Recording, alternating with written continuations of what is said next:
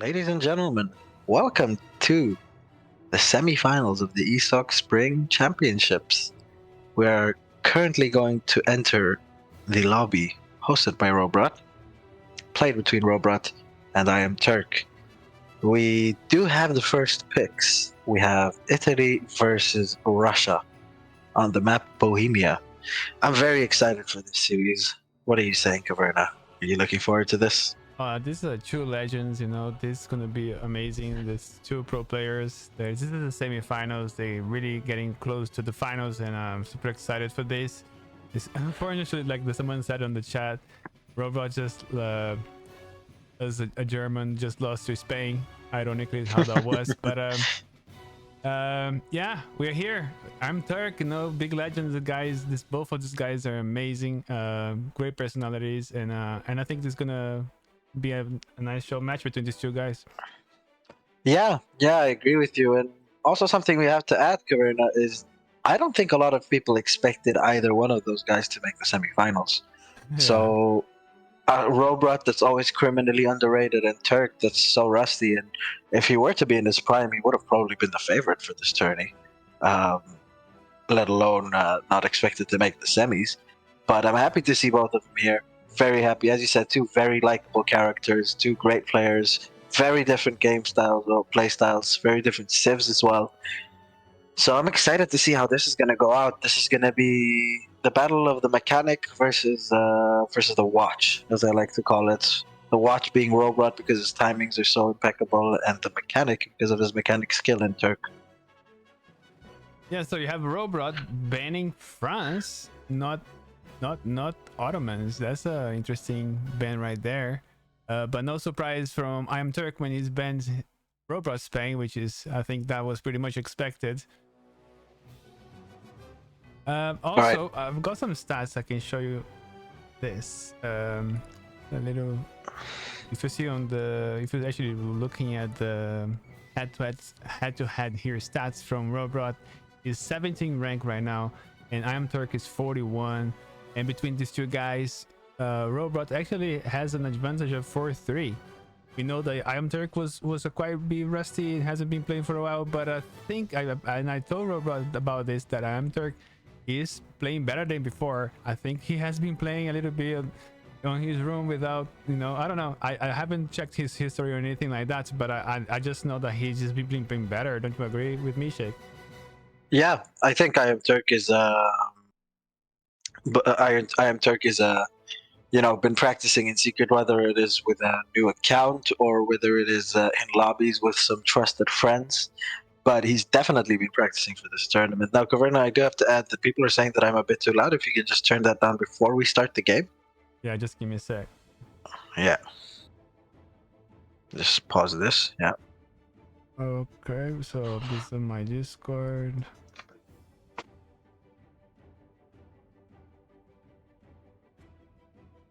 How about now, guys? Is any better? Let's hope so. All right, so Caverna, I'm going to take it away. And let's start with the first game of this series. Well, this the Bohemia map. Let me just double check if I have this map into the preview. Yeah, we do. I'm gonna show that video first, and then we can hop into the match. All right. In Bohemia, perpendicular rivers with 4 separate trade routes divide the map into quarters. Each quarter is rich in minerals and contains one trading post site as well as a residence of a royal house. Players should carefully plan the direction of their expansion. Controlling the river crossings is the key to success.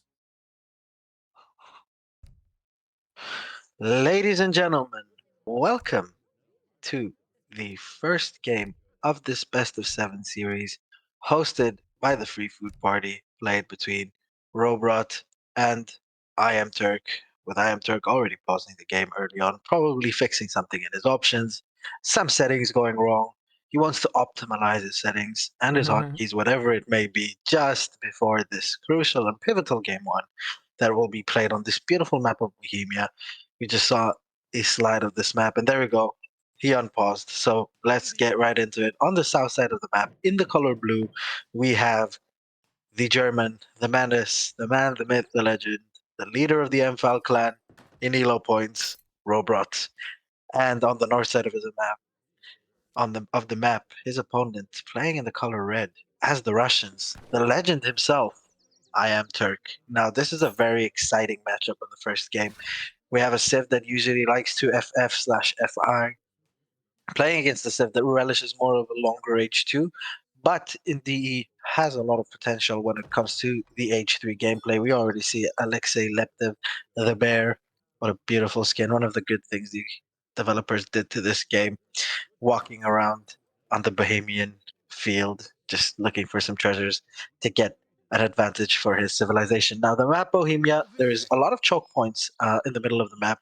It's divided by two rivers crossing each other, forming kind of a cross on the map, and we have 4 crossings in the middle of it. And then there is 4 more crossings on the uttermost south side of the map, the west, east, and the north side of the map, where the TPs are um, where the TPs are.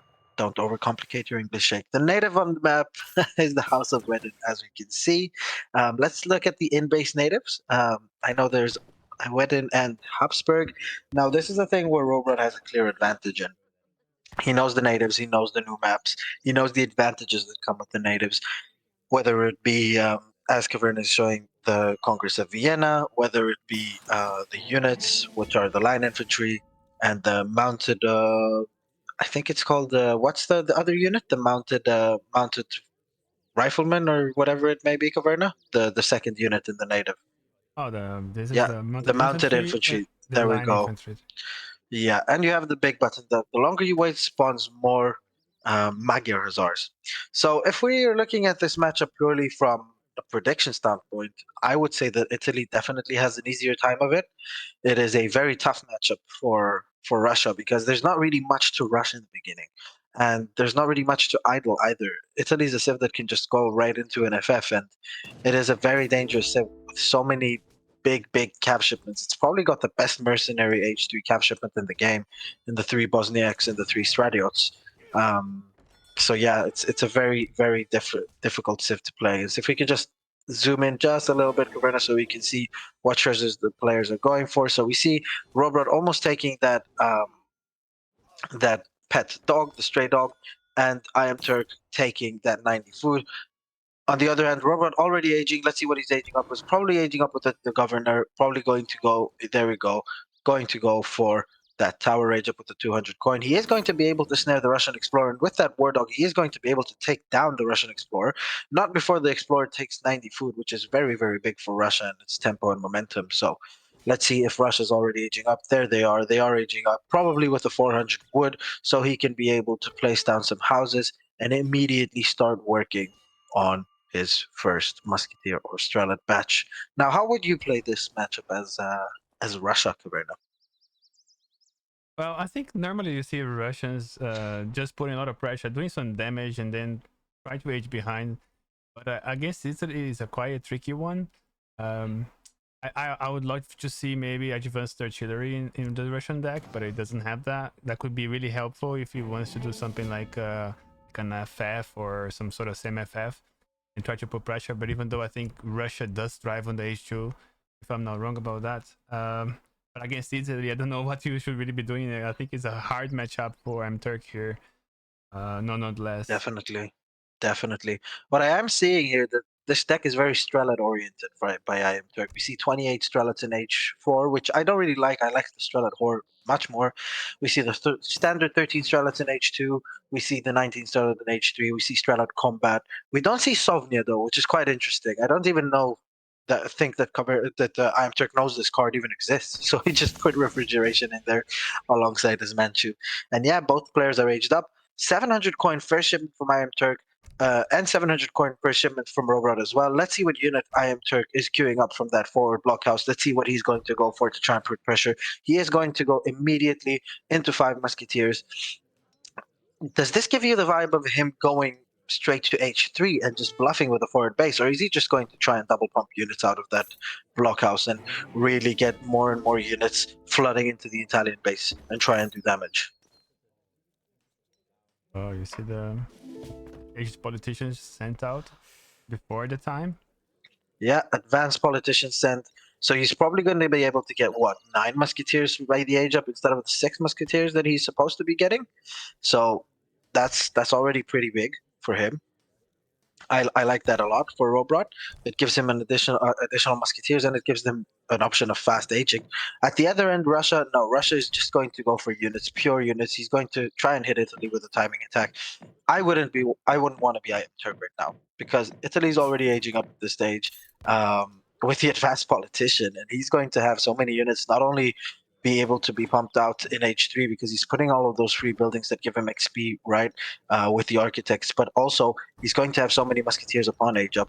At this stage, Rohbrot could probably just ship 2 Falconets first card and be very safe with the amount of musketeers he's going to get. This base is impenetrable, man. What are the base design here from Rohbrot is just making it extra hard for iamturk to actually hop in. He's gonna have to go for the houses, yes. That's gonna give him a little bit of time. Yeah, but we're already seeing some early pressure, and look at that amount of musketeers just popped out. Italy already has the same amount of units out on the field without making more than 5 musketeers as Russia, where Russia's whole game plan was to produce units and then try and go into the Italian base. Rohbrot very smartly trying to surround that army. Let's see what Rohbrot, if he already has a shipment, what he's going to try and ship. It doesn't look likely that he already has a shipment. He is going to take 1 Vil off for his troubles. Ooh, no, that Vil's actually going to make it. Very, very good by Rohbrot being aware, not pulling that architect off that house until it's too late. And there we go. Now shipping the 2 Falconets. 18 villagers right now, all built up at the TC, but the momentum is definitely on the Italian side right now as we speak. Let's switch over to Russia. Let's see what his answer will be to the 2 Falconets. He's making just more and more musketeers, and I don't know how Russia can be able to hold this if we're just talking about pure strelets and musketeers. You know, those Cossacks, those 4 Cossacks are going to have to do absolute humongous work, but will they be able to penetrate that line of musketeers? I don't think so, because this isn't 5 or 10 musketeers defending those falconets. This is almost 20 musketeers, right? Cossacks very nicely going in for another raid on the south side of the map, trying to catch that architect before he built that house, but the architect manages to build the house, but he's idle, and let's see the forward base of Russia. Russia's forward base is actually being sieged right now, and those Cossacks are going to try and get in a pick on those Falcons, but Rohbrot is well aware of it, tries to shoot down the Cossacks with the fire from the TC and the tower. He's going to let a little bit of damage, not even a little bit of damage off of 1 Falconet. There we go, 4 Cossacks diving in on those Falconets. Those Cossacks are going to get great damage off on one of those Falconets, but the Falconet still remains alive. He's going to get shot down by the Musketeers, by the Ruskets right now, but 1 Falconet is definitely more than enough to take down all of these Russian units in support of those musketeers from Italy. And there we go. The entire Russian mass has been wiped out for 2 Falconets, and you might be the judge of that. What was the better trade? Who took the better trade here? Well, if I'm the judge, I am ruling clearly in favor of Italy. Behind this, Rohbrot could just ship 1,000 coin, but it doesn't even matter. He doesn't have to ship anything because Turk taps out. Yeah, that's fair. He had no tempo anymore, and it would be a nightmare to fight Italy in this age behind, no forward base, and that was over before it even started.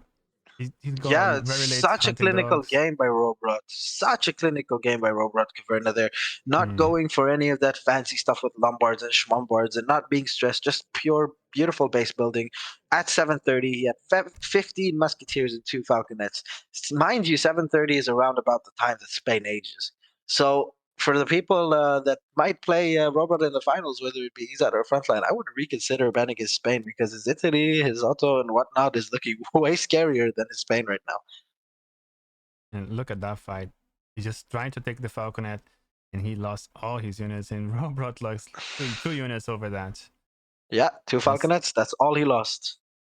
Yeah, that's not great. It was not a fight that he wanted to take, but also he didn't want Italy to scale even further and have more units to protect those Falcons, and he took his chances and didn't pay out.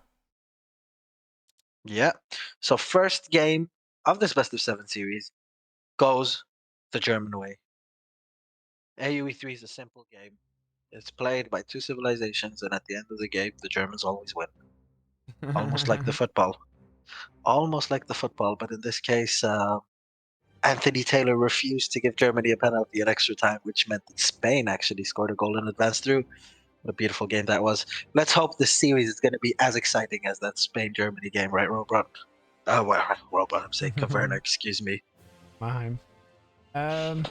Do we have their next Civ shake?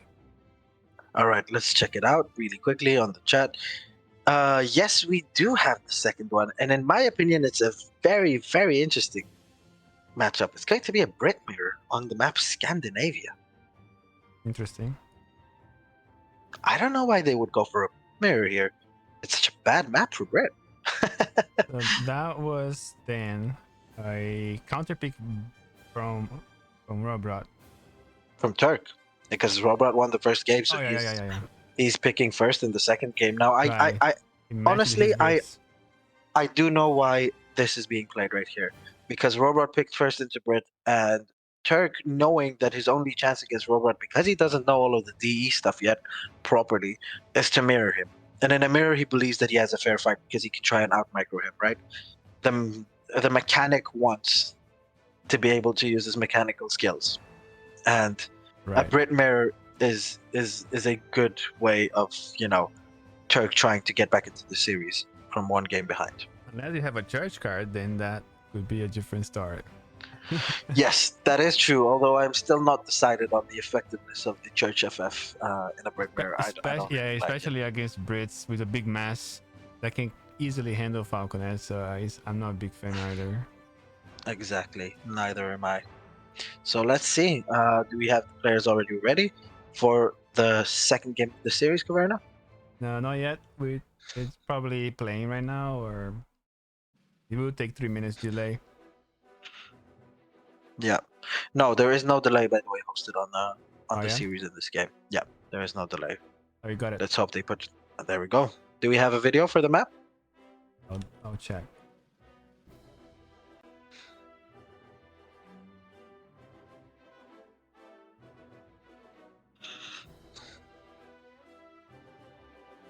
Yes, sir.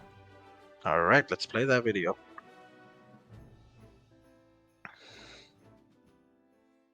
Winters of Scandinavia do not prevent it from being a resource-rich area, and bountiful seas on each side of the peninsula contribute much to the stunning abundance of resources here. There are always two trade routes. They can spawn either along the coasts or behind each player's base.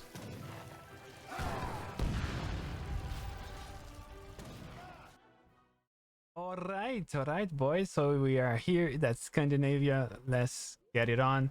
We do have here in blue Rohbrot, the winner of the previous match. So he just get a treasure. You get actually equal gather rates at the start without hunting dogs on those berries, if you're just not aware. And to the north side of the map, we do have iamturk playing Brits. And that's a beautiful mirror match here. There's going to be, I think, very skillful game here. I think it will be. It's gonna be no gimmick stuff, like say like that. I think. What about the map? You don't talk about the nets and the strategies they can go for with the water gameplay. I don't think Brits will go water, but I'll let you say that, Shake. All right, so Caverna, I am very disappointed in you, my friend. You said no gimmicks, and you said Rohbrot in the same sentence. How is that even possible? I believe that Rohbrot is going to try and out the Turk this entire series. Fair play to Rohbrot. This is a series he wants to win. This is a series where he knows his opponent doesn't know a lot of the things that he knows. So he's going to use his knowledge to his advantage. And I'm thinking we're going to see a GMT Brit from Rohbrot here, as he's already built his first TP and probably going to ship his second TP. And we are going to see the FF in action. Now, as we can see, the deck definitely port cons. There we go. Just to be able to counter Portuguese players. So I'm excited to see how this one will go. Keeping in mind that I don't know if Turk knows what the Brit FF even is, but whether or not he knows what it is, it's something that Rohbrot has been working on. He has been executing it quite a lot recently. He has been playing the British FF, and it's almost mastered the build. to a point where he has a great follow up with it. If he doesn't wipe you out in H3 with that Highlander Haudenosaunee 2 Falc push, he's gonna wipe you out in an H4 with the Gentleman of the Pike, with the Rockets, with Jet Lancers, whatever you want it to be. And I trust that this is going to be a very interesting game, but it's very much going to rely on the game sense for iamturk. If he doesn't know the strat, he has to have incredible game sense to know that if he is able to manage to wipe out the H3 push, that he needs to push the British base ASAP before they get to H4. Yeah, he definitely knows there are something going on. He has double TP very, very early on, so he must know if he's if he's aware what's going on with the meta for Brits, what people have been doing in the ladder as well. I even faced this a couple of times myself, which I didn't find it amusing, but we're talking about Rohbrot, a Musk Falk Enjoyer. It's gonna be a completely different level here, and I think he can make it a challenge for iamturk for sure. Definitely, I'm on that with you, Caverna. As you're seeing right now, Edmund Chancellor and his British colony for iamturk, all the villagers are onward right now, trying to get in as many manners as possible. We're going to see some very standard gameplay from Turk, but if we switch over to Rohbrot side, we will see that his macro is more focused on food and coin, because he's going to try and look for that FF. There we go. He is aging up right now with the governor, but they're going to have about the same time of age up, because Rohbrot has those 2 TPs with GMT in effect. And yes, those Jet Lancers are very, very scary. I played a warm-up game with Rohbrot and just he eviscerated my Ottomans with those Jet Lancers. Those are just the mercenary equivalent of the Spanish Lancers. So they're not very fun to play against. Okay. Let's say it like that. They have a 4-time multiplier against infantry with a 35 hand attack. So they almost one-shot, if I'm not mistaken, in H2 Musketeer. There we go. Nice pickup for Rohbrot right here, killing that British Explorer. We do see again refrigeration in that build. I don't know how good refrigeration is in in a 1v1 deck nowadays for Brit, especially when you already have a frigate and 2 caravels, which are replacing upgrade cards and unit shipments for Brit. There we go. iamturk already aged up, going to go for a forward base with that tower, trying to play it very, very standard. He will probably be knowing that Rohbrot is going to try to go for an in-base tower.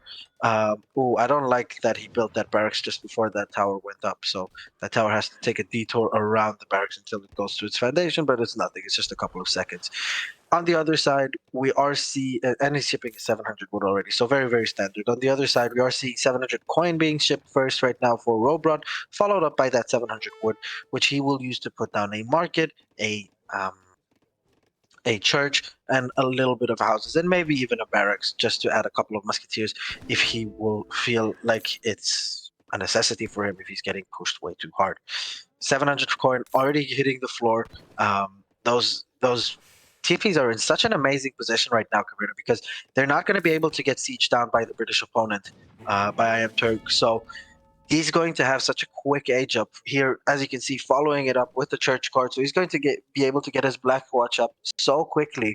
By the time Brit has about 20, 25 musketeers, then only will then already will the Black Watch will be on the floor together with those Iroquois Tomahawks and maybe even the 2 Falconets already. Now we are seeing a pike opening from Turk. Very, very interesting. What is Turk planning here? Is Turk maybe trying to go for a look Tom timing attack on the British TC and trying to take down the infrastructure from Rohbrot before it starts, before he starts aging? But if that's the plan from him, it's not going to work. It's not going to work, and he's queuing more pikemen, and I don't know what iamturk is doing right now.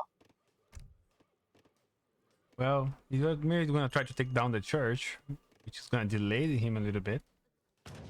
Well, let's look into Rohbrot's perspective, because the church card is coming up. Yeah, he's going for houses. Yeah, he's trying to go for the manors.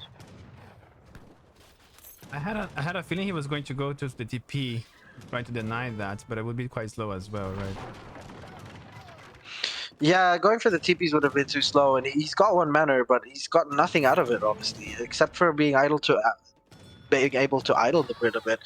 The Blacker's just gonna be out because he's almost at that food point, right, where the amount he needs, and he already has Tomahawks defending his base. already skipping 2 Falconets, Rohbrot is. And the Blackwatch is going to come out with those Tomahawks, with those 2 Falcons. And what does Turk have to defend this? Turk has nothing. What does he have? A handful of pikemen? Yes, he has a better economy, but that economy won't matter, especially with him shipping 4 vills right now. I am so confused that I am Turk's build right here. He's insisting on doing more and more pike. I thought he was going to do maybe like a bow pike, but he's going pike. No stable behind this, no 700 coin. Going for villages instead. He's going for the British pike build. You're right, Caverna. I don't know how good that build is, but it is a build. And there we go. The 2 Falconets already hit the floor together with the Blackwatch, taking shots at those pikemen and eviscerating almost all of those pikemen. Now he's got a sustainable mass and a big mass trying to defend his, trying to back up this push by him, and he's smartly not going for the FB yet. He's going to kill all of those other pikemen that are trying to siege one house. The rate of the line of sight still for those Falconets to be able to get a locked on shot kills even more pikemen, and the entire game plan from Turk is just trying to run around Rohbrot, but sadly for Turk, Rohbrot's not a player that you can run around that easily. He's a player that's very well aware of what's going on. He's already chasing those pikemen with the Tomahawks while simultaneously pushing with Blackwatch and 2 Falconets on that forward base from Turk. And this is probably the weirdest British mirror that I have seen in my life, Caverna. Yeah, he would definitely have to be extra APM here to try to force Rohbrot to stay in his base.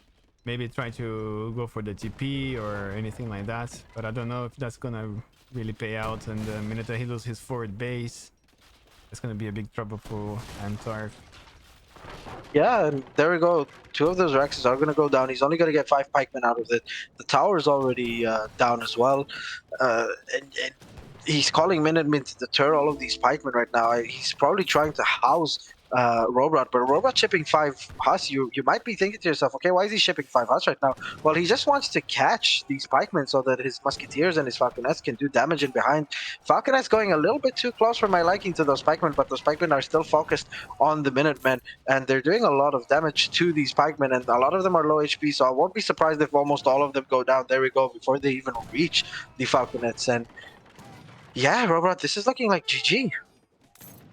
The Cav meets his death here with the pikes, but very good defense here. He's gonna take another house for experience. He already have a shipment. What he's gonna send? He's actually popular right now. So he's sending 1,000 coin. Yeah, he doesn't need to be scared of being popped at this point, Caverna, because all he wants is to get that 1,000 coin in and to get to H4, right? He's going to get 2 more Falconets with his age up. He's getting the Rogers Rangers as well, which you don't need pop to get. So he's just going to macro all of his villagers on food from now on. Just get that tiny bit of extra coin that he needs to be able to age up. Pioneer's coming in from Turk, but Caverna, he doesn't have enough bills to fight Blackwatch.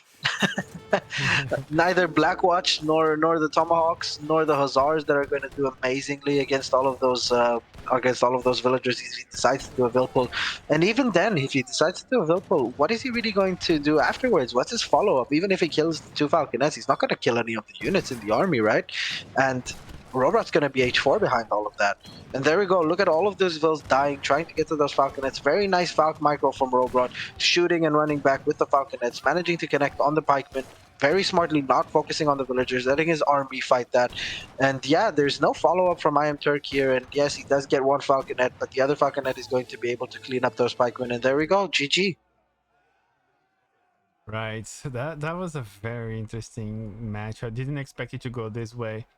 I think a Musk Cav here would be way better. Just a standard build from iamturk would have been better. It's really easy to say that it didn't work. It's not the first time I've seen people doing only pikes. I've seen that before somewhere, but it's very unusual to see this kind of gameplay here from this in a tournament setting. But I think that played into Rohbrot's hand pretty nicely, and that I think gave him a little more leverage, made him Falconets so much more, gave it so much more strength, and it became super hard for iamturk to come back from this. Yeah, first runner, run. Brit doesn't have an 8 pike shipment. my friend. So that wouldn't really be possible what you're suggesting. And also 3D Jacob says whoever goes GMT build wins in this matchup, which also isn't correct. A very good timing attack with Musk, Hust, even Musk longbows can deny so much of this GMT build. You can idle up all the villagers and not allow them to gather food for the Blackwatch, and you're basically fine because Tomahawks really aren't the best musketeers when you age up with them. And once you clean them, there is no follow up for anything to defend the Falconet. So just standard British gameplay would have been able to carry the day for Turk, I believe, especially with his micro. So I don't really know what the plan here was for Turk. Maybe he tried to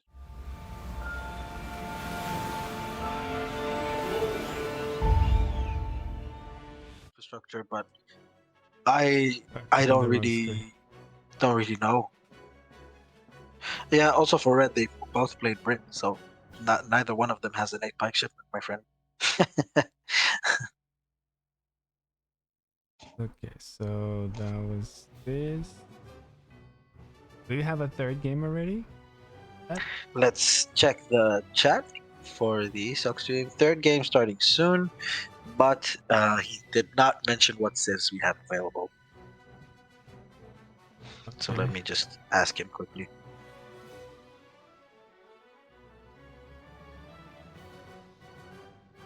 Yeah, but robot has Turk's either gonna have to face USA or you're gonna have to face his Spain, and I think maybe might be better to play against USA than robot Spain.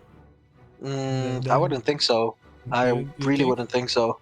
If you know how to if you're a very high level player like Rohbrot is, and you know how to perform a good build order with USA, it's just so much better than Spain.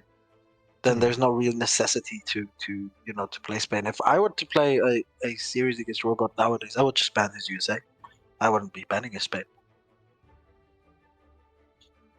I don't know. I'll be more scared of his Spain.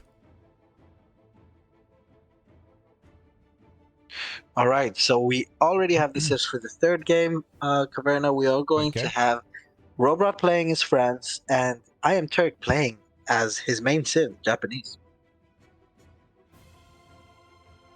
I thought his main was Ottomans.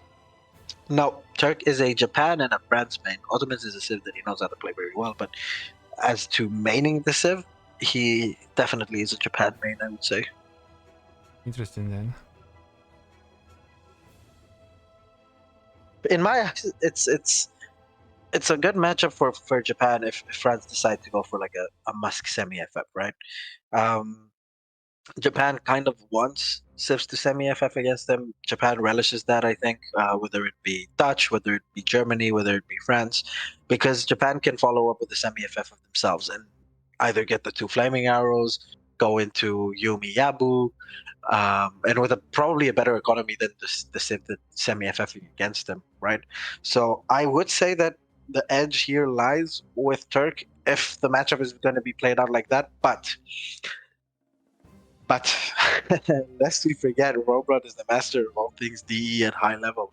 So he could just try and go for a Napoleonic revolt or whatever it may be, or even an FI, which should be the strat against Japan, the same way as France likes to play against Brit in the old days, where you would go for a Falconet push with Musketeers and then ship the 1,000 coin and go for an FI build and get heavy cannons. So I'm interested to see how that matchup will go. Yeah. So a little bit of, let's see, I'm just looking at their stats here. Like Rohbrot is on a 62% win rate right now, and he has 2,230 games. Where iamturk is on a 54 win percent, and with 1,890 games. So it's about 300 games more and a better 10% more win rate for Rohbrot. So you can say Rohbrot in terms like of just data alone, but you know that it matters when you play those games, not how many games you played overall. Yeah, Caverna, you need to turn yourself up just a little bit because the chat is saying that you're not very audible. Oh, really? Yeah, they can't hear you very good. Let me see if I can turn it off over here. Give me a sec. Is he any better? I don't know. I mean, for me, I can hear you very well, so I don't know. It's the chat, but we'll have to decide on that one. Let me see. Maybe I can remove the noise gate here. But I think I might be sounding way too loud. How about now? Is it any better now? I Like can hear you this? less good, but yeah, there we go. I think that should be better. Yeah, yeah. There was some Joshua saying we're filters both supposed to be in the orange. on the orange. Yeah. Just I have my own settings that for my microphone that sometimes. And also I'm a very quiet speaker. Sometimes if I just speak a little bit louder, you might be able to hear me better. But we do get their games now, so I'm just loading it up. All right, let's get right into it. Do we have a video for the map? Let's have a look.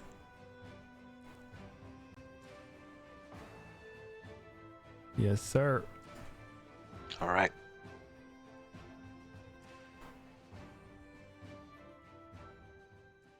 The Cascade Range is an inhospitable mountain range along the North American west coast.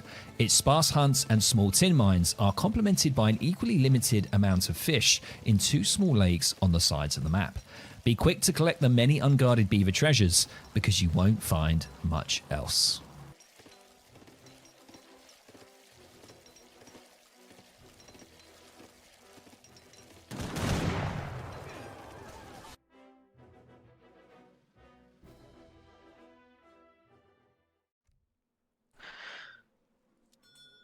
Ladies and gentlemen, welcome to the 3rd game of this best of 7 series, the semi-finals of the ESOC Spring Championships, hosted to you by ESOC.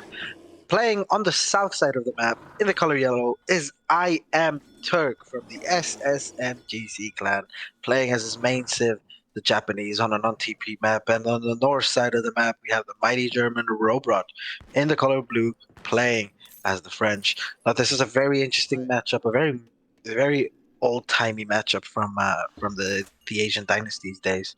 On a non-TP map, so I'm surprised by the France pick here from Rohbrot, especially knowing that he cannot pick up ATP as it is an on-TP map. But there's a lot of good natives on this map. We have the Klamath, and we have the Nootka. The Nootka being pike units, and the Klamath being sperm units that can also gather wood.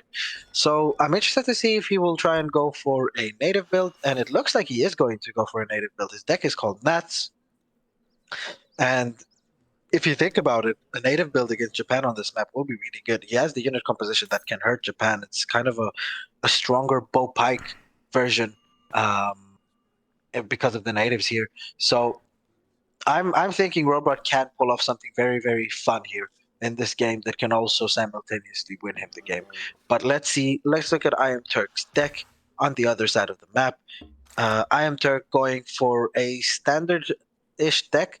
We do have a shipment point on the pawns, by the way, which is a new thing, if I'm not mistaken. I don't remember ever having shipment points on this on these pawns.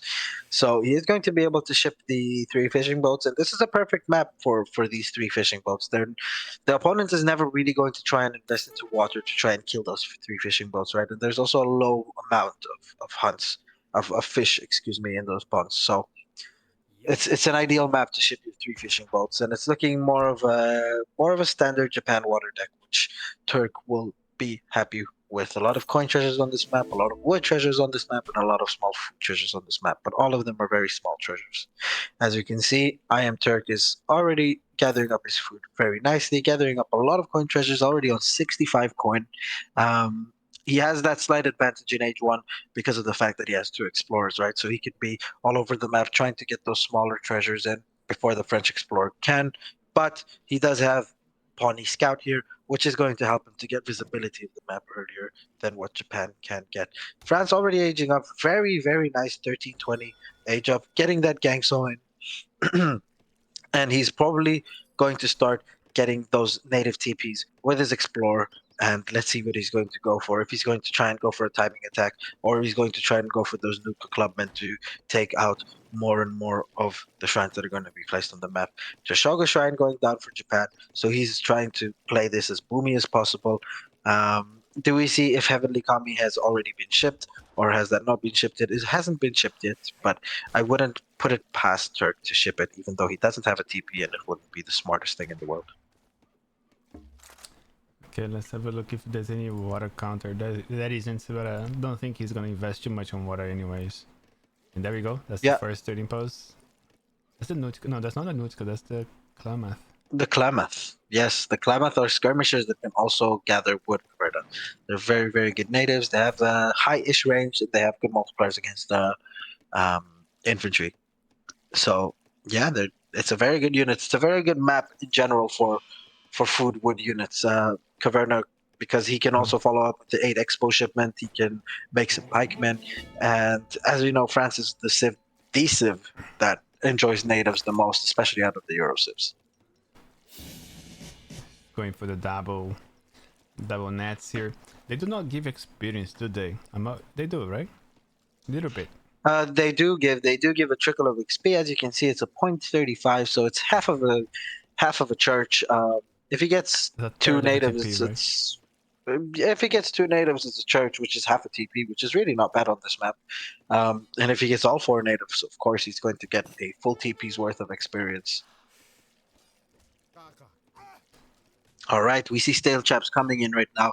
Klamath being trained as well. He's going to be able to get a batch of 5 out.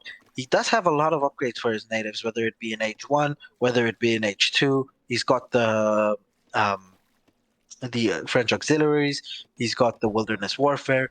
If you can look at the stats of those Klamath riflemen really quickly, I'm interested to see what the deal is with them. There we go, 10 range attack, 16 range, 3 rate of fire as per usual, 2.5 multiplier against infantry, which is very good. But what do I see there? Do they have multipliers against shock infantry? Oh no. So what is that unit range? Shock infantry.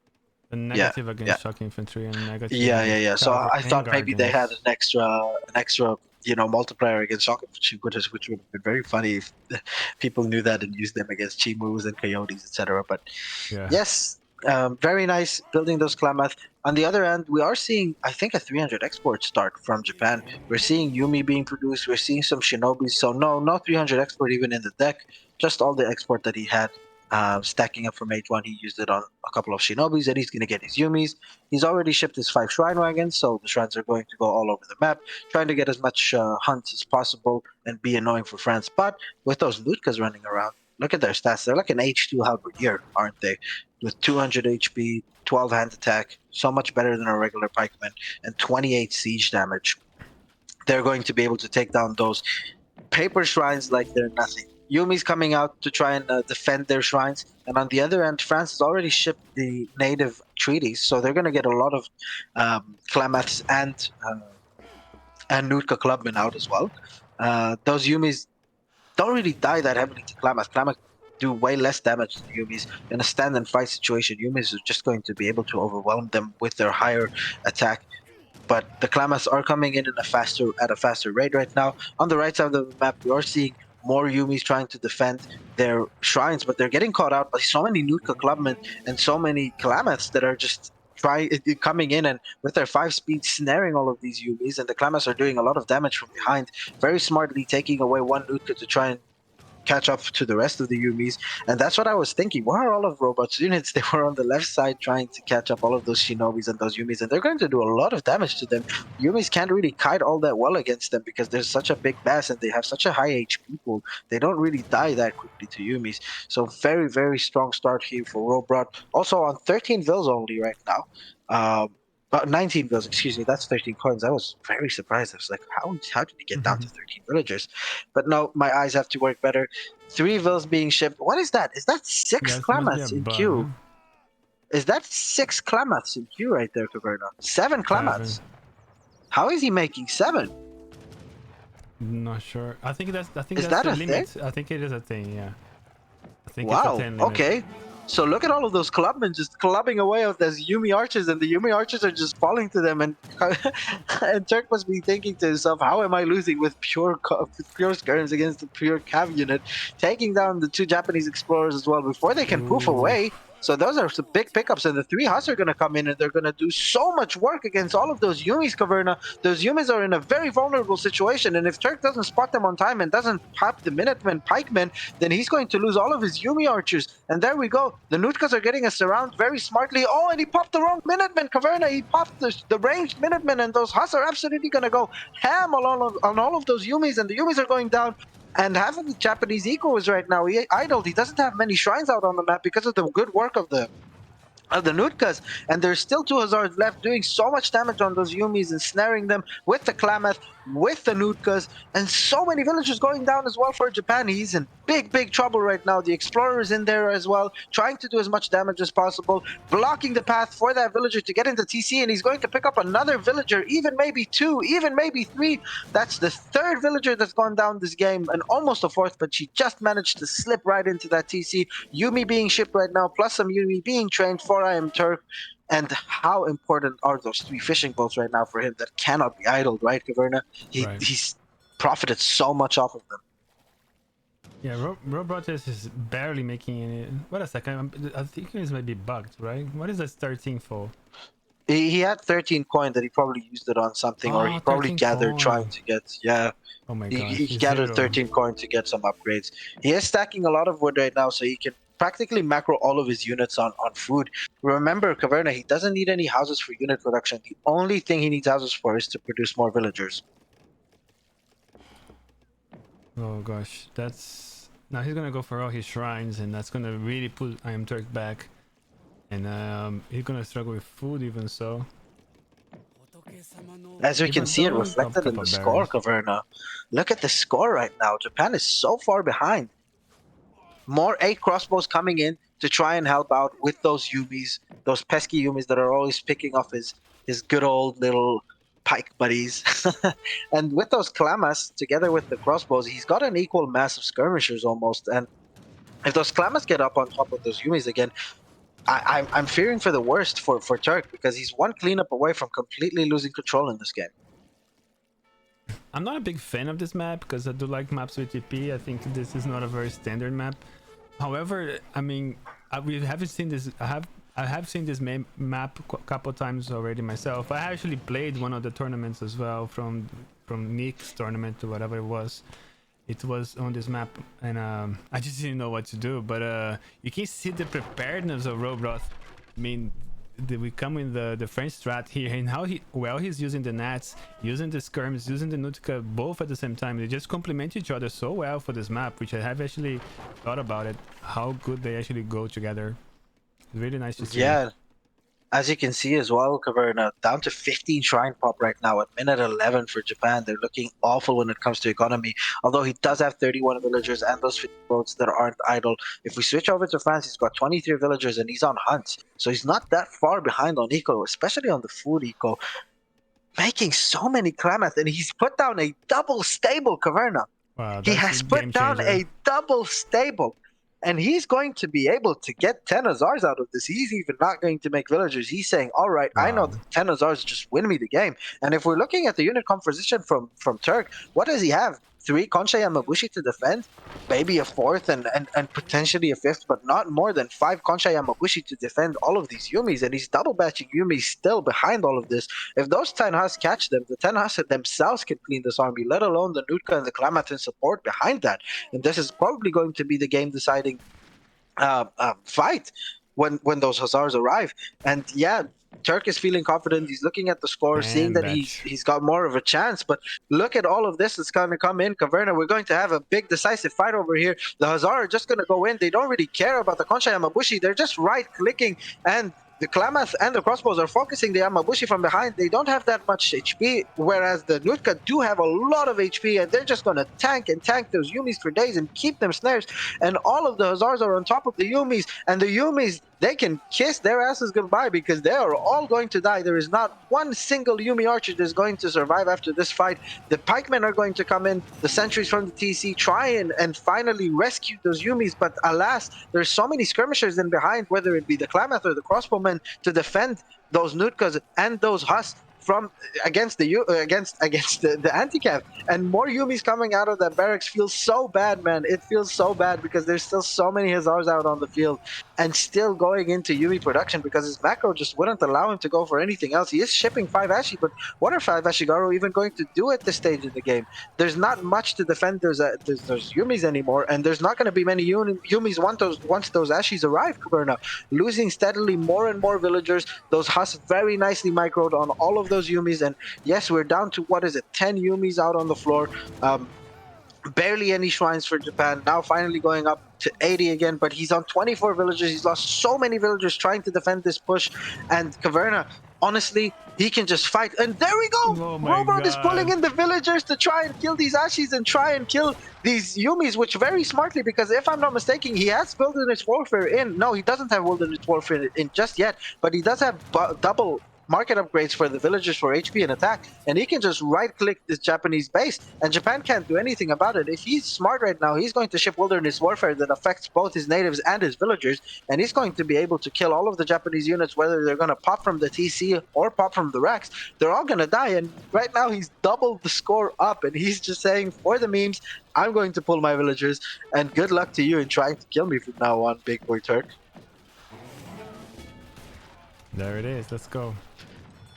Yep, Ashigaru's popping out of those barracks, but they're immediately snared by the Nutkas and that Explorer. And look at how much damage those CDP are doing in from behind. Caverna, they have the same range as the Klamath, and I'm not mistaken when I say that they almost do as much damage at this point.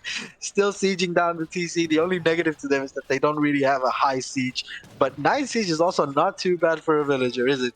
And the vills that are going to pop out of the Japanese DC trying to do some damage, they're not going to be able to do any damage to those CDBs. Those CDBs are so tanky, man. They're so tanky. They're just going to take all of these punches from these vills all day long. And there we go. Turk calls it GG. Wow. I like the pull. That's a big brain, you know. This is like it's really hard to finish sometimes the opponent with the nets, and this is not extra hand and just French. It just synchronized so well with the French civilization. What a nice big brains from the double stable. That cap switch that really turned the game into Rohbrot's favor, and to actually put a final stop to this match. Big brains from Rohbrot. Congratulations, taking the win from one Turk one more time. And yes, Caverna, we are going to be on match point after this game, and so far Rohbrot has looked so solid, hasn't he? He's done his homework, he's done his studying, he knows everything, he knows every map to the T. Whether we've seen it on Bohemia where he didn't go for any Lombards, whether we saw it last game in that Brit Mirror, knowing that there's a short distance and the vicinity from TC to TC isn't very long, so he decided to go for the FF, knowing that there's the possibility that he will get 2 safe TPs in the back of his base, which he did get, which he benefited from. And in this game, just going for the Klamath and the Nutka, I haven't seen this build since 2020, I think, when Cascade Range was still in the standard map pool on DE. But yeah, this has been an amazing series for Rohbrot so far, and he's 1 game away from the ESOC Spring Championship Finals. Wow, that's really insane. Rohbrot is really showing preparedness for this. Like he really wants this, and props to him, and he's been deserving so far. 3-0 Rohbrot against iamturk. So I'm just gonna update that score. We do have their next game already played. Very fast matches so far, and you're already on 3-0. So on the 4th match, do you have the civs for that? Let's see what civs we have. 4th game. So it's going to be Rohbrot playing as the Ethiopians versus Turk playing as the Indians on Mongolia. I'm excited for that. We're going to see an African civ on a livestock map, and we have not seen any Africa gameplay from Rohbrot so far this series. Okay, nice memory right there. But I think iamturk India is just amazing. I think if there's someone that can stop that Ethiopia play, it's gonna be iamturk with that India gameplay. Oh wait, let me check if we do have this map for this. Oh my god, home city level 6 for Rohbrot. He's just testing stuff at this point, isn't he? We do have it. I should pause the game really quickly. Sure. All right. There's grassland on the southern side of the map. To the north lie the fertile slopes of the steppe, where players will extend their reach in order to bolster their economies and reach the distant trade route. The number of grazing animals is astounding and can be utilized to great advantage.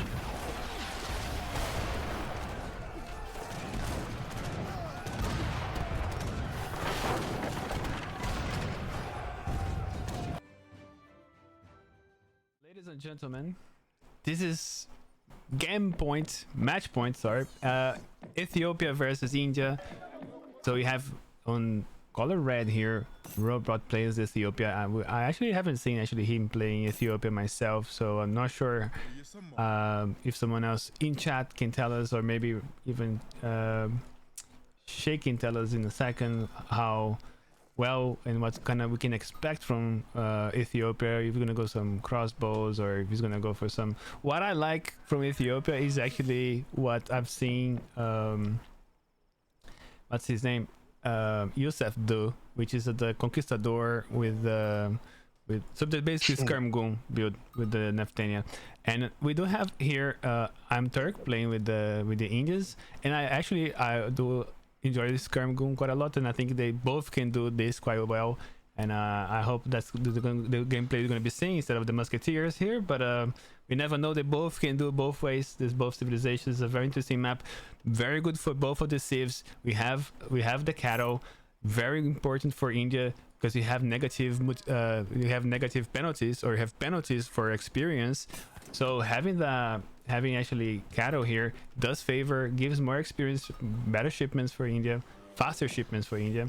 And so does for Ethiopia, because you got the cattle, you got the market, they fatten faster, they can trade for wood or for coin. So very interesting matchup. Very nice pick from both of the sides. And yeah, I don't know about the nets on this map. You want to talk about that, Shay? I'll tell you what I'm going to talk about, Caverna. I'm going to talk about the fact that I taught Rohbrot this build 5 minutes before his series started, and he said, "Yeah, I'm going to try it out," and he's pulling it off perfectly so far. He hasn't made a single mistake. This guy is absolutely amazing, isn't he, Caverna? I told him, okay, you got to do this and that. I just basically taught him the Meloncola build. I told him that you can do an insane timing push with Ethiopia, especially on this map with all of the cattle. You can just double produce out of your Red Sea wagon barracks. And yeah, he's pulling off the build perfectly so far, shipping the two vills and an Aben. The natives on this map, as you have said before, you have two natives. You have the Tangri natives, which are one of my favorite natives if I'm going for a ranged cavalry unit, probably the Hacker pellets, because it increases it reduces the rate of fire of your units, so it gives you quicker rate of fire for your ranged cavalry units. And the other native is the Rattan Shield native. I forgot what they're called, the Shaolin, I think. If I'm not mistaken, there we go, the Shaolin. Yeah, so the Rattan Shields are a shock infantry, so they're like coyotes and chimus and shotels. But then again, you don't really need them if you have a composition with shuttle warriors. But then again, they're the same macro as Cascania, so you will never have to switch your macro up to get them. Aben here healing up the Explorer. Rohbrot aging up with the Sudanese, I suppose, because that's the only build he knows that I told him. There we go. And we are seeing a forward aggro being placed by Turk, and I am already not liking this for Turk, because you are not going to have a bigger mass than Ethiopia in H2. And Ethiopia is going to outmass you quite heavily. And that aggro fort is not going to be long for this world. And if he's going to try and 12 sepoy rush because he's thinking Ethiopia is going to go for an FF build, then poor Turk, then this game is already over when we're talking about it strategy wise. Especially if we're looking at the cattle count. I'm interested to see how many vills, how many cows. Turk's got 6 yaks, and at the other end, we've got 6 yaks for Rohbrot, but I think he ate 1 yak because he had 6 yaks before that as well.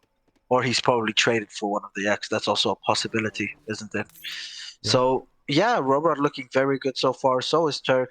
We're seeing the macro very, very nicely. Are we going to see Rohbrot putting down a mountain monastery. He is putting down one mountain monastery and probably the second mountain monastery. So we see he's going to have line of sight of the entire south middle section of the map, and he's going to put one on the south side. So Turk can't raid him from the south side of the map because Rohbrot's going to see absolutely everything. Now, as he's aging up, he's probably going to be shipping the Big Benny, which he is. There we go. A native embassy and a mountain monastery being shipped for him, being added for him as well with the Sudanese age up.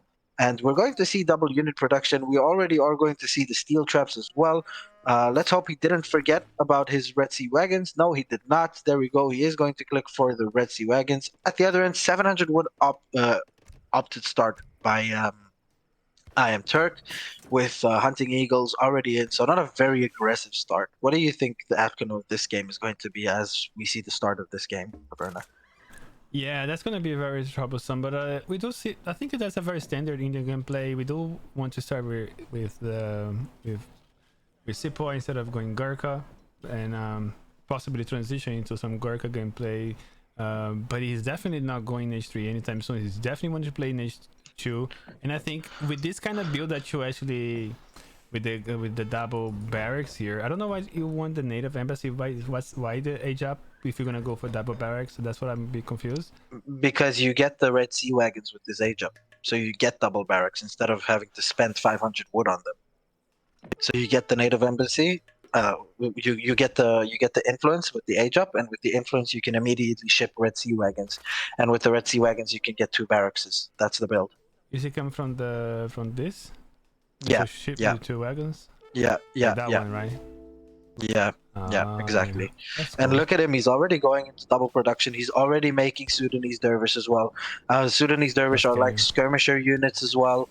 So the Gascania, he's going to hit that aggro fort with such a mean, nasty timing. And another thing that we need to note in this matchup, Sepoy don't have very high melee multipliers against cavalry units. So shock infantry are going to do such a good damage against any Gurkhas and Sepoys that are going to come in. So whenever Rohbrot decides to switch over to Shotels, he's going to absolutely maul everything that India has. With a potential timing push. We are seeing some Gurkha being trained from the Ago fort. Very nice with this Explorer, by the way, picking off a Sepoy that was sieging that Fort Mountain Monastery. What are we going to see shipped from Rohbrot next? We're either going to see the 700 wood, but no, probably he already shipped that as we're seeing the wood in his bank stacked. So he's going to go for the 700 influence. He's going to follow that up with the 500 influence costing 7 Abus gunners. I don't know what their name is in game. If I'm not mistaken, they're... what was it again? If you remember those Abus gunners, if you can look at the Ethiopian deck really quickly. No. Yeah, the cannoneers. He's gonna get cannoneers as well. He already has 30 Gascania out, Caverna. 30 Gascania. Double batching this out in -7 is just really insane.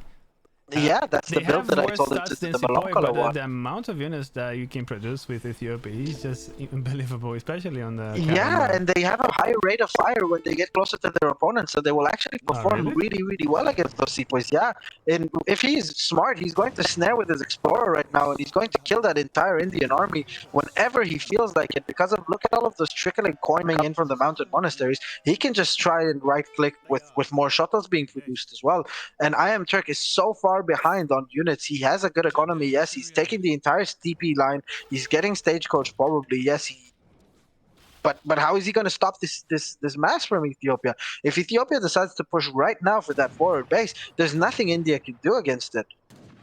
Explorer does go down, so that's unfortunate for Rohbrot. He doesn't have a unit to snare with, but I'm thinking that Rohbrot is very, very passive right now, isn't he, Caverna? He can just go in and destroy all of this army.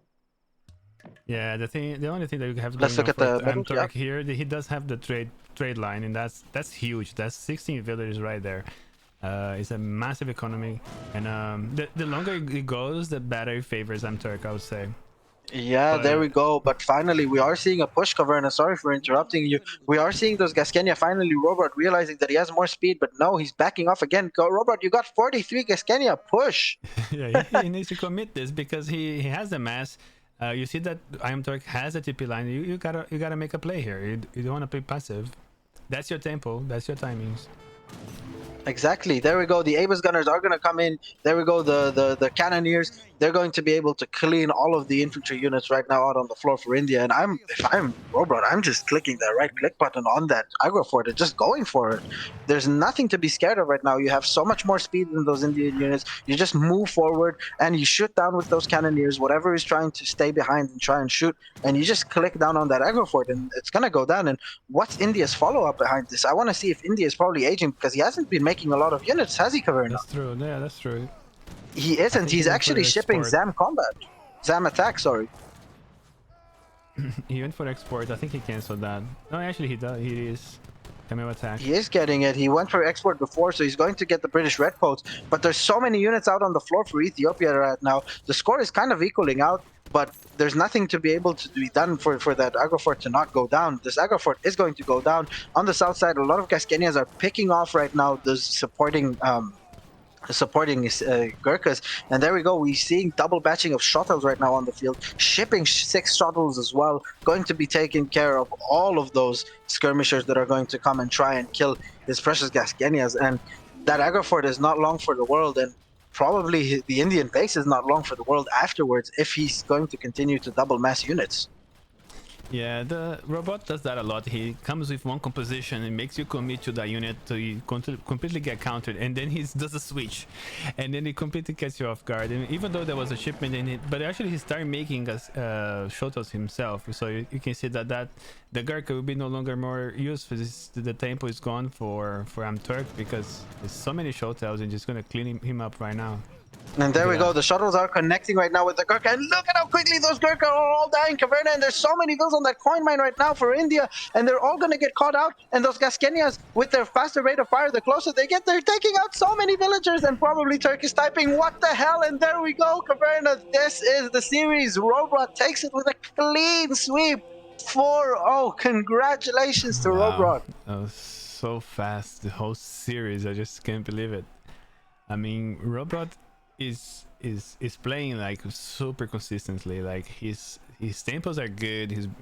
He understands what he has to do against the matchup, and he's playing it to perfection. I think he's a very good contender to be in the finals. I think I'm super excited for Rohbrot to see him in the finals. Caverna, I'm sorry to interrupt you, but there was actually a crash at the end there for iamturk.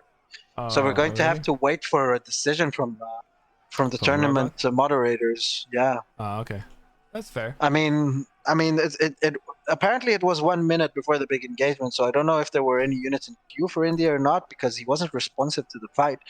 But that's true. And losing his fort, he was kind of still here, and then I kind of see that.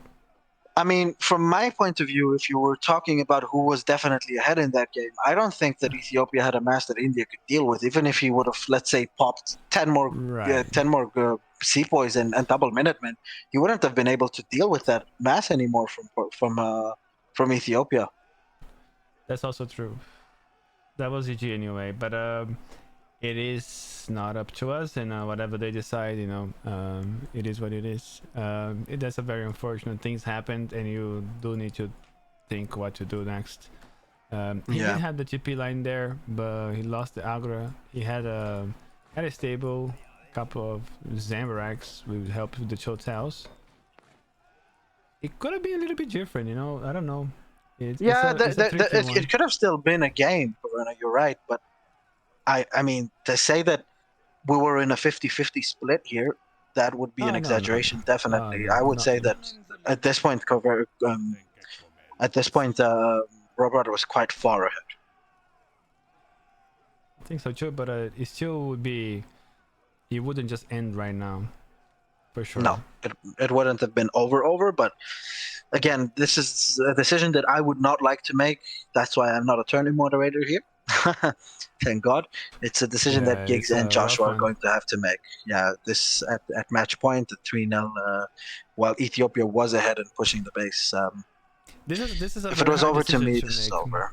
It's a hard decision to make, because you think like you have to replay something that you thought that you won, you're ahead, and then you have to replay. You lost your strategy, you lost your so for example, if they are to replay the exact same match, the exact same saves, the exact same map, you don't have that surprise mechanism anymore. It's a very hard to deal with this kind of thing when it comes to tournaments. If it's Yeah, like in the not only beginning of that, the like, match, it's okay. But if once you already like ahead I'm of the running out game in of a fight, baguettes. it's a I bit need more more complicated. baguettes. Fuck me. Let's see what they're gonna decide. yeah, Turk though would know Rohbrot's build now, and he would just sit in base, wouldn't he? There's no reason for him to build a forward aggro anymore. He will just build an aggro in base and be more prepared for a timing push from Ethiopia. And I don't think that's fair on Rohbrot either, because he.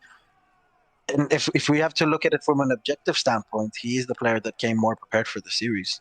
As much as we all love Turk, and I really do love Turk, he didn't come as well prepared as Rohbrot, and that's just the fact of it. Rohbrot has come with more practice, as it seems, to this tournament, with more knowledge of the DE civilizations as well. Even though I'm not a big enjoyer of DE, but he knows what to do on the maps, so I don't think it's fair for him when he was in a point where he's leading to now have to have to replay this. So again, it is up to the moderators. I'll read the chat.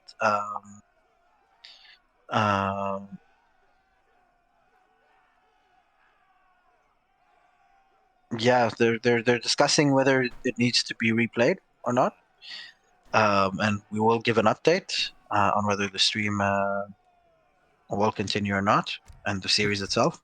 Let's have a look at the graph. So how it was. So villager count, robot was below. Plus we have the TP in favor of iamturk. So the resources gather, India must be super ahead. It isn't because of the cattle though. Impressive actually. But it was a time where his economy is going. It was overpassing Rohbrot's tempo, right? Which is sort of like how it goes into this matchup. I would say, especially if you're rushing really hard. Military-wise, though, even in this engagement here, with the Shotel switch, has very little chance. The 5 subtracts would have helped a little bit. Not gonna lie, because you can see that some of his mass is diminished, even though he was not responsive. How many units we have in the field? 16 Cascania. We have 12 Shotel. That's too much. And 6 cannoneers still in the field. I'm not a big fan of the Sudanese, man, but it's better than nothing, I suppose.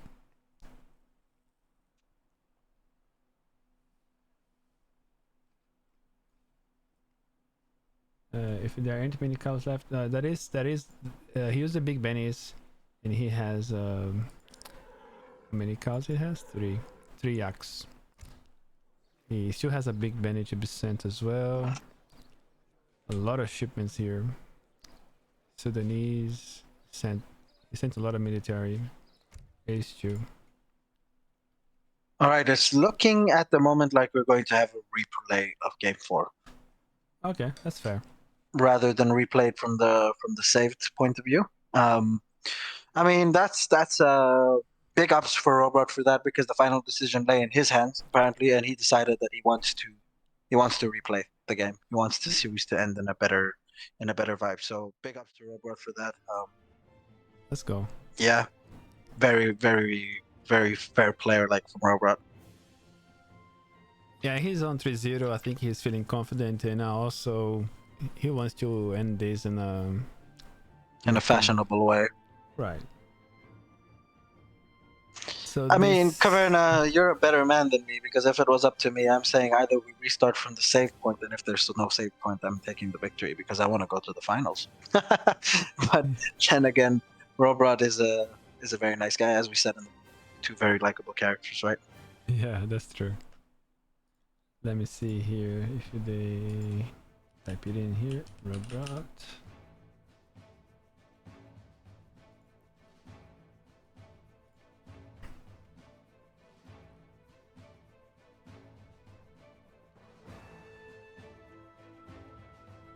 What a menace, sort of matchups from Rohbrot. Like, really impressive by his gameplays like lately. Like, he's really showing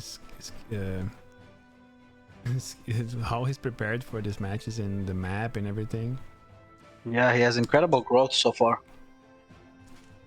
Like, it's very rare where you see top players like growing exponentially like Rohbrot has been growing. He's been growing as a player, I feel. It's just the fact that we've kind of been bantering around friends on Rohbrot and saying that he's just a Spain bot and stuff. And he took that seriously and he said, all right, I'll show you guys. And he's going to go probably to a finals of an ESOC tournament without his main civilization, which is very, very commendable. And not playing any slugs on the way. Like, he's beating players like Kevin. He's about to beat iamturk, probably, unless there is a reverse sweep coming in from Turk, which is looking unlikely, but it's a possibility. Turk's still a very, very good player. I wouldn't put it past him to be able to do such a thing. Even beating Conqueror, which was his first series.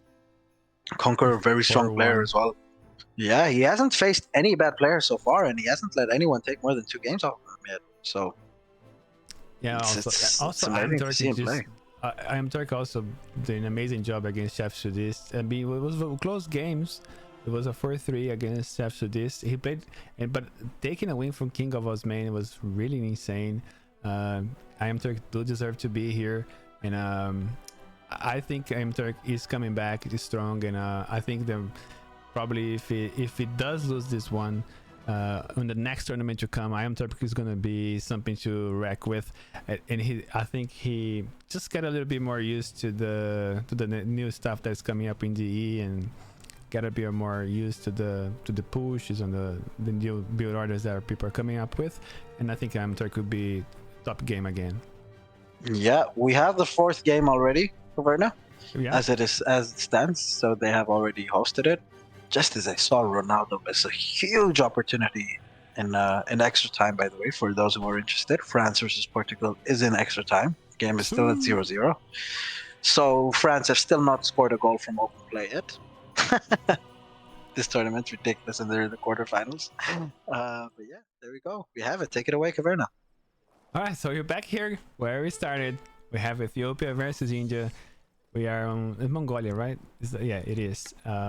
So, I mean, there's nothing more to say from what you have said before, but are these guys gonna do the same strategy? I don't think Rohbrot has anything else in his sleeve when it comes to Ethiopia, as far you just told us. That's all he knows. I think he's gonna just try to repeat defeat here, but iamturk, he might just think this differently though. He have an opportunity to change his strategy. He knows what might be coming, and I wonder if he's gonna adapt, or is he just gonna do the same thing, maybe like a defensive aggro fort this time, maybe going for Skirm Goom early Gurkha. That could be more helpful. That could really change the gameplay. It was very impressive that he also managed to take the whole TP line, and it wasn't contested. I think he might go for the same things because it did work last time. Rohbrot didn't manage to contest the TP at the same time, so he might go for that as well, and I think that's what is gonna happen.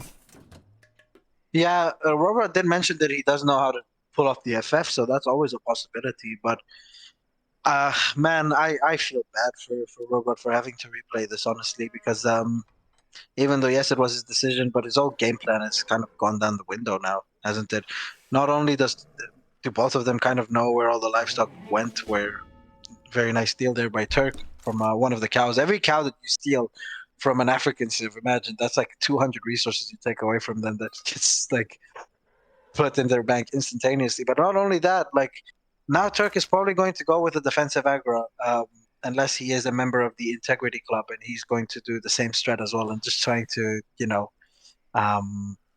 run it back the way it was the first game. But that wouldn't be advisable, especially as this is semifinals of a major tournament. So I would anticipate for him to go in base. Oops. On the other hand, we are seeing Rohbrot. How many livestock does India have at this point?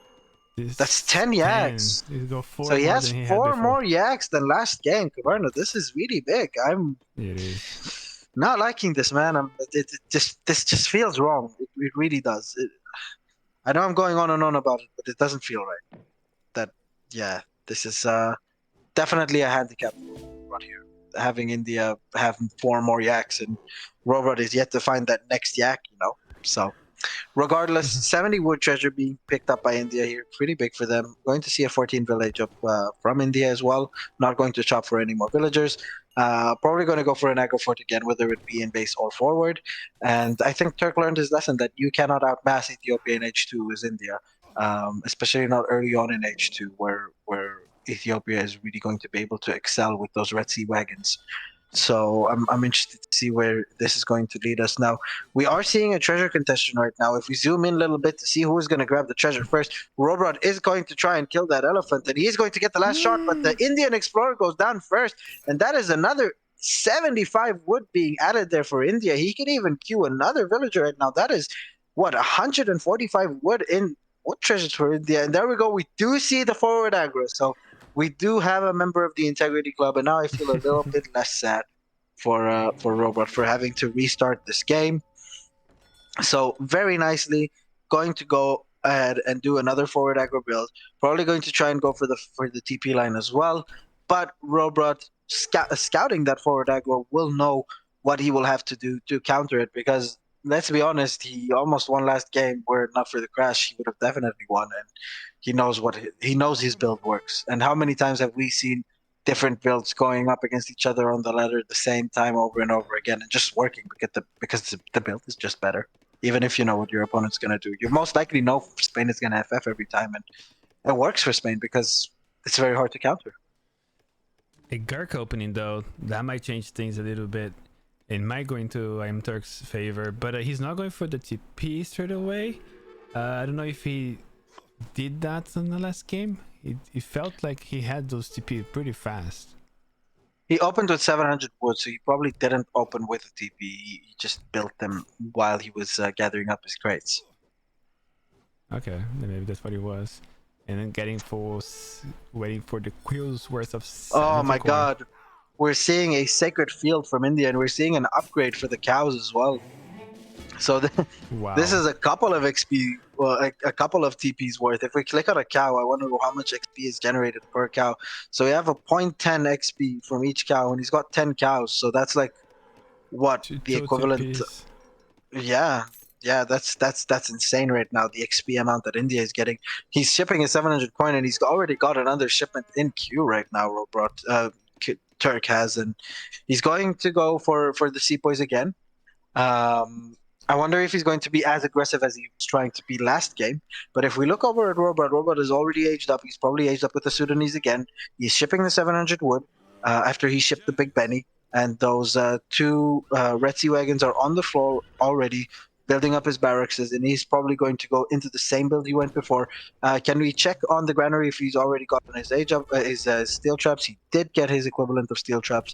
And Rohbrot's base building is looking good as well. He's got more granaries down this time around as well. So yeah, practically the same build as last game. Okay, so I feel like India is playing a little bit more into military because he saw the mass, and I don't think he's going for TP this time. I think he's going to focus on the military because he saw that how hard it was to contest that big mass. And he knows that also could come a switch from Showtels, so he might be a little bit more skeptical of actually going from Gurk, a bit probably why he's going for Sepoy as a start. And but I can feel that he wants to transition into some sort of skirm goon at some point, because he did had some Zambaraks in the field on the previous match, and here comes the first Gurkha in the field. Yeah, and those Gascania already managing to pick up two Sepoys. That's already 240 resources that he managed to pick up. Really big for him, taking a couple of shots up on those explorers. And Chad corrected me there. That's 0.29 XP per cow there. So that's actually the equivalent of almost 4 TPs for India at the moment, which is so insane at minute 7. Very nice micro there by Rohbrot, picking up those Gurkhas one by one, and then going to focus those sepoys. Look at how many units he's already eviscerated, Caverna. He can just melee a couple of units down and then move on with his supporting batch of Gascania and take down even all of the units coming from the aggro fort. Aggro fort repelling those units back very smartly. But this game, Caverna, very smartly from Rohbrot, he's transitioning into shuttles much earlier. Right. Because he knows that there's a lot of Gurkha coming through, and exactly. Just a 0.5 speed just makes such a great difference. And a nice pickup here, getting the explorers, getting the 90 experience here for him as well. That's gonna really help. Yeah. And look at this, you already have a double batch of Showtels. This isn't 700 coin. No, you're just selling the cows. Selling the cows for coin. Yeah, just selling the cows. He's still got 3x left. He's yet to ship his second Big Benny, so he's looking like he's going to have so many units out on the field. Popped. Shipping the 7 cannoneers probably after he builds that house, and he's going to get more and more shuttle warriors out, and this is going to look like another version of the timing push, but probably with better units. Very smartly by Rohbrot as well, healing up all of those Gascania that have a little bit lower HP by with the Aben there.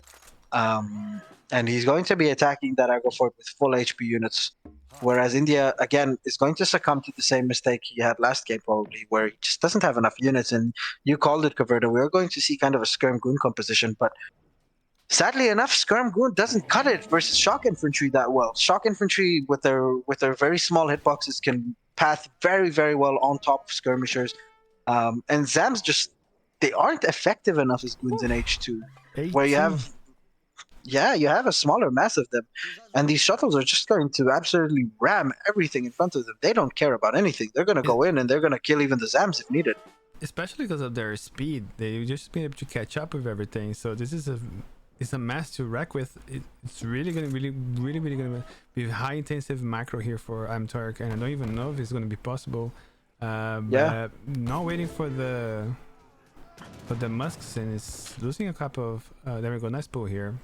Yeah, nice pull, and also very nice microing that one sepoy into melee level 2 to try and snare those shuttles and not getting on top of the Gurkhas. But look at this mass right now for Ethiopia, Caverta, and we are going to see the big fight in H2 right now. Zams are trying to pick up as many shuttles as possible, but let's not forget the entire Ethiopian army is going to get healed up by that mountain monastery, so he really wants to fight under it, especially with those Abens there and with those cannoneers. And finally the shuttles do manage to connect with the Gurkhas. Minutemen being called from the TC right here. Rohbrot just needs to start firing, not only walking forward, and I want to see a batch of shuttles in support right now. Very nice micro by iamturk so far, pulling back these Gurkhas the entire time with these Zams focusing down the shuttle warriors. Almost all the shuttle warriors are down already. Only Gascania and cannoneers with some Sudanese knife throws, whatever they're called, left on the field. But this is still a sufficient skirmisher mass from Rohbrot to be able to fight against these Gurkhas. These Gurkhas can't stand and fight against these cannoneers and these Sudanese, and he's just going to decide to take his Gascania over to the aggro fort and try and pick off any reinforcing units. And there we go, shuttles already on top of those reinforcing Gurkhas going down. Score now nicely in the favor of Rohbrot, and there we go, another supporting batch of shuttles out on the field.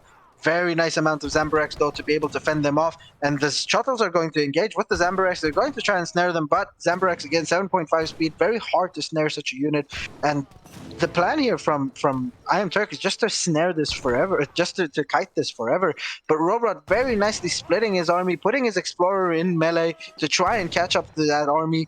Explorer finally going down, but not until the Gascanias are all in range of those Gurkhas, and they're going to do so much damage out on those Gurkhas and kill a couple of vills simultaneously. We have seen Turk lose a lot of vills trying to defend his army so far this series, losing 4 villagers there. Ottoman Delhi's going to come in, but they're absolutely going to get dealt with by those Gascania. More Zams, more Gurkhas coming in from Turk. Turk is preparing something big right now with a 4 Sower shipment, but another supporting batch of shuttles coming in, and another 6 Gascania shipment coming in as well from Rohbrot. Rohbrot now finally being able to go on top of those Gurkhas with those shuttles, and those shuttles are going to absolutely maul everything that's in their way. Gascania are going to be able to fend off all of those Zambareks, and now you've basically got useless Zambareks out on the field. They're barely do any damage to infantry in H2. The shuttles are also going to nicely connect with those Delhi right there. A lot of villagers on those hunts over there having to be forced back into the aggro fort. Sowers are going to come in, but there's not enough hand cav on the field for India to sufficiently deal with those cannoneers, and another batch of supporting shuttles coming in right on top of those Gurkhas. Those Sowers are going to go down like the paper unit that they are.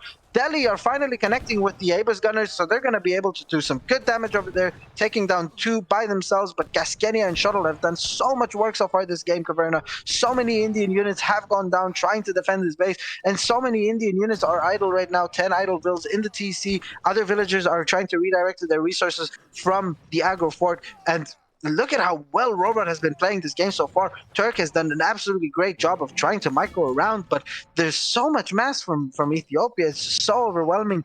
5 sepoys being shipped from the Indian player right now, trying to counteract this infantry play. But yeah, the 5 C4s are not going to be able to do much because there's nothing left on the field for him. There's nothing left to support these units. And as we're seeing the resources in the bank for Ethiopia on 31 villages right now, shipping another big Benny, and he's going to be able to double produce shuttles again after double producing Gascania, and he hasn't stopped double producing units the entire game. Yeah, the prize bow, now that's the last prize bow. He still has 700 coin. He still has a even a palace that can help, like a castle, let's say. So he should have a couple of shipments. He has infinite villagers. He can send 4 villagers. Whereas iamturk, if he's stuck in H2, you're gonna have no more shipments, and then the last shipment he's gonna have is the Dravidian martial arts, and after that he's gonna be completely out of tempo here against a civilization that is gonna have infinite villagers and can scale quite well. And with a military advantage right now, it's gonna be.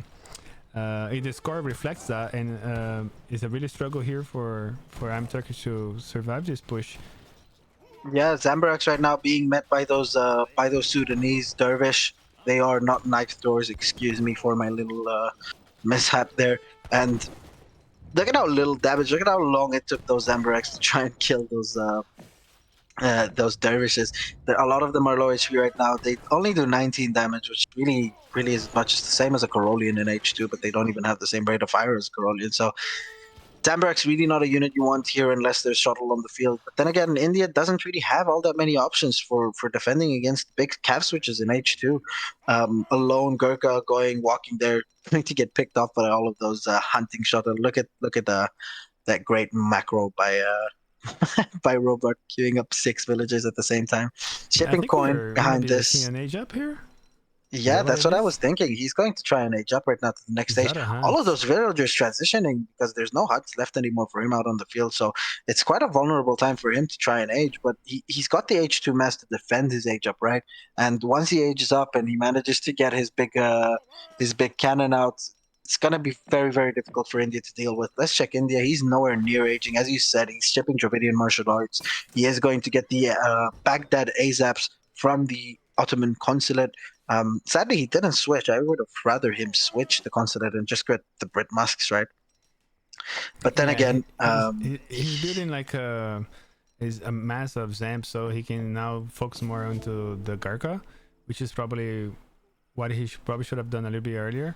But it's so hard for iamturk to come back from this. But I don't know. Oh, big raid! This could be quite good for him. Yeah, but at the other side, Caverna, Rohbrot is pushing the Indian base as we speak, forcing the entire Indian army to go back. And I don't know why Turkey is just not committing right there. Killing all of those villagers would have been absolutely humongous for him. And very smartly right now by Rohbrot, he's just going to siege down the Indian TC, and the Indian army is not there in time to fight him, and he's going to force a fight against an army that's more mobile than him, that can do more damage to villagers. And the Indian army can't fight all of these Gascanias right now. He doesn't have enough Gurkhas, and another shuttle batch, if it will come from Rohbrot, it will just be destructive for the Indian army. Snaring with his explorer again. Gascania doing so much damage right now on all of those Zambaraks, taking out so many Zambaraks with every shot. He can just run forward with them. Zambaraks do not have more range than the Gascania. Gascania have 13 range comparison to Zambarak's 12 range, if I'm not mistaken. And yeah, every volley that those spears are shooting at those Zambaraks is doing so much damage, and he's going to be able to flank from the south as well. As you can see, more Gascanias coming in. He's even trading more Gascanias right now. He's floating a lot of resources. I would like to see him buy at the market to be able to finish up this batch and buy at the market to potentially age. He's going to be shipping 4 villagers as well, so his eco is really going to go into second gear right now.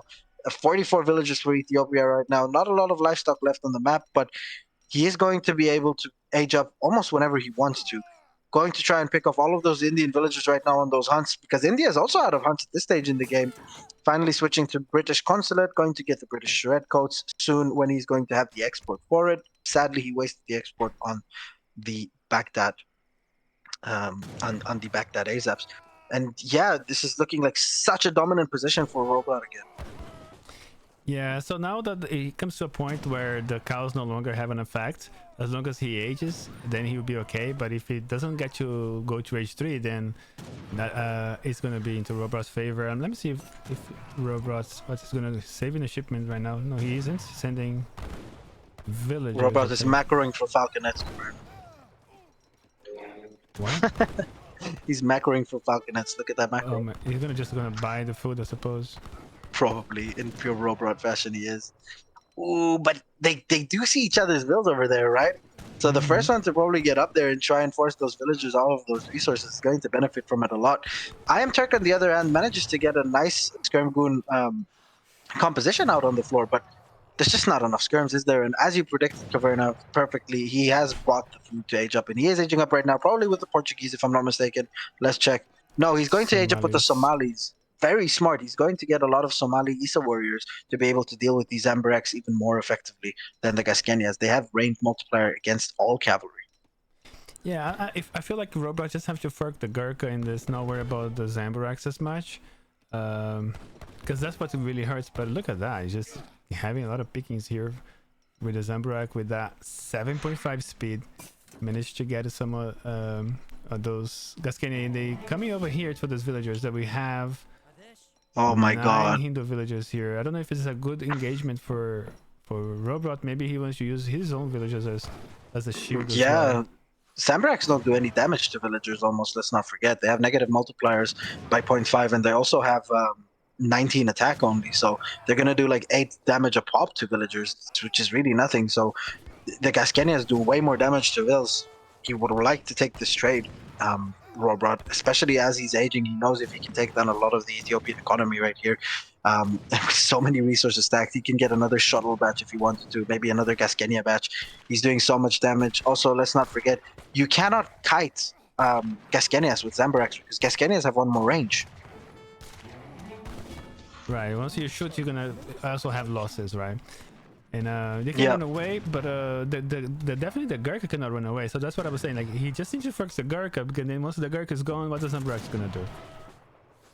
Nothing. They're just gonna be, they're useless, but they're just gonna be deterring any shuttle switch, which right now Turk is doing a very good job at picking off this Gascania mask, making it the count for them lower and lower. And as Ethiopia has reached H2, he's going to be shipping Neftenias right now. He's going to get a big upgrade in his in his granary Royal Hunter. So he's going to get a better food gathering as well. It's just a matter of how Ethiopia is going to snowball from this point forward in the game. More Gascanias coming in, picking up all of these Amberx.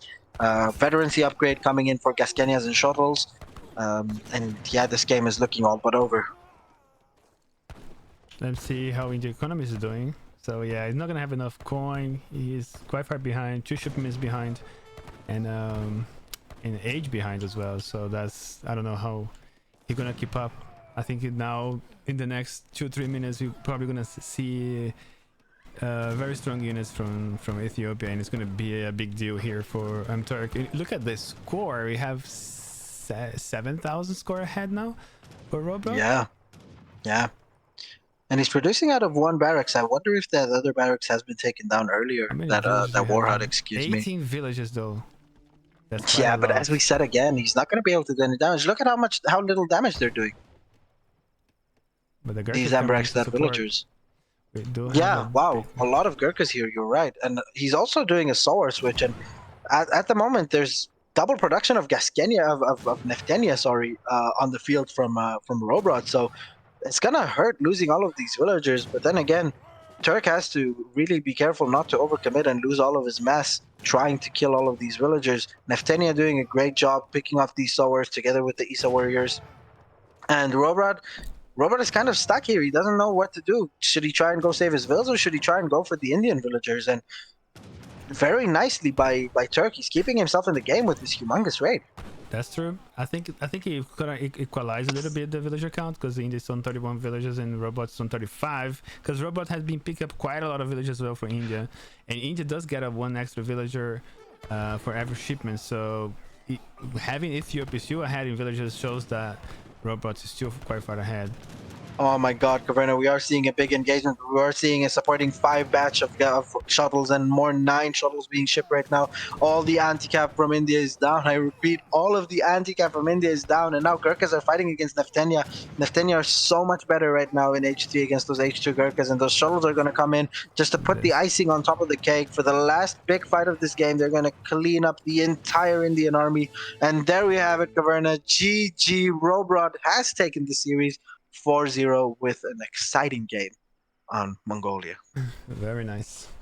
Yeah, now this unit is being upgraded as the show tells. Even if he managed to kill this with this kind of cap, which wouldn't happen, he would have lost all his Gark, and that's since he's out of resources in the map, there is no more food.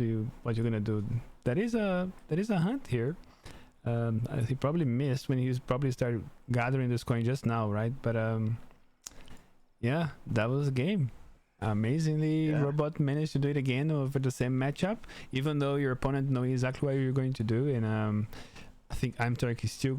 I think with this kind of thing, with this kind of push up, when you gotta start with the Skirm Goon way earlier. But how about the? I think maybe an extra card in H2. I'm not sure. What the India does against this is not an easy match for India, I suppose.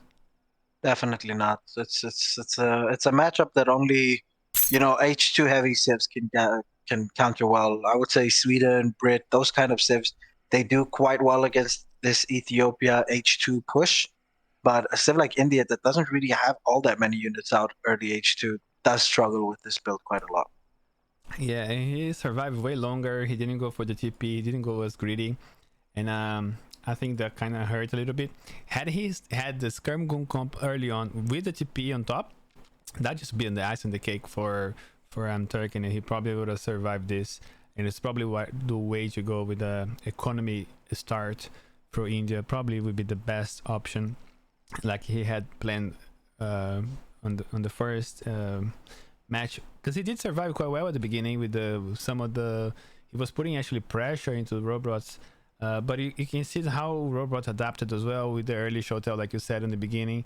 So I prefer this was a better game, so it was better for us to have an extra content because the series was so fast. But great plays from those guys. It was actually a nice game here. It's probably the longest game we had today. Yeah. And that's the villager count here. You can see that Rohbrot very consistent with his villager production, where India was struggling with the military and forced mistakes, losing multiple villagers multiple times. Even though Rohbrot lost quite a lot, and they almost equalized at the end.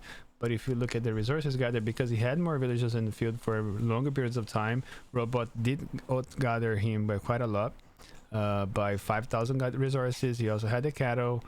Yeah, that was that's his experience. I think the experience India's gonna be quite nice here, no? Yeah, the experience was nice, but as you said, Caverna, lacking that H1, H2 shipment, that extra shipment really hurt him because there was so long that he couldn't ship anything that was good. He shipped Dravidian martial arts, but he didn't even have any sepoys left on the floor. Neither was he going into Rashputs, which Rashputs could have done a great job against those shuttles, and they're really high HP. They're a very tanky unit as well. On second thought, Rashputs would have been much cheaper. Yeah, which would have helped him quite a lot in this game, probably. That's a good take. Sam's just felt so useless throughout such a long period of this game, sadly. And this goes to show, like, for example, Sea Musketeer is actually taking Gurkha quite easily, like in H2, or their speed. So even though they get counted multipliers against them, and they have less range, but just the fact that they can just run faster, you have to sort of like sometimes have the Zambaraks to do pull tricks on your Gurkha, so you don't actually get in contact with the Cascania. However, you do have showtails to actually put more pressure, so it's a really hard matchup here. Even if you go Skirm Goon against this, it's a nice build order, by the way. It's really nice. In that, all right, the win. And Rohbrot takes the game from iamturk from 4-0, and he managed to hit the finals. Congratulations Yeah. for Rohbrot to advance into the next series. Congratulations. I think we're gonna end the stream here, Caverna. Yes, Thank you guys sir. all for watching. Is there someone we can rate, or Let me see the let's see who is looks. streaming? There is Rangel is playing. Mark member. Who? We can rate Big Rangel, Rangel, Rangel, however we like to call it. He's playing Oh, live Darrow games. streaming. Darrow is streaming. No, he's not. So let's Le- rate Darrow. Darrow 93. He's a team player, high level team. Would love to watch that stream. So let's rate Darrow 93, Caverna. Darrow with double R. Okay, so rate Darrow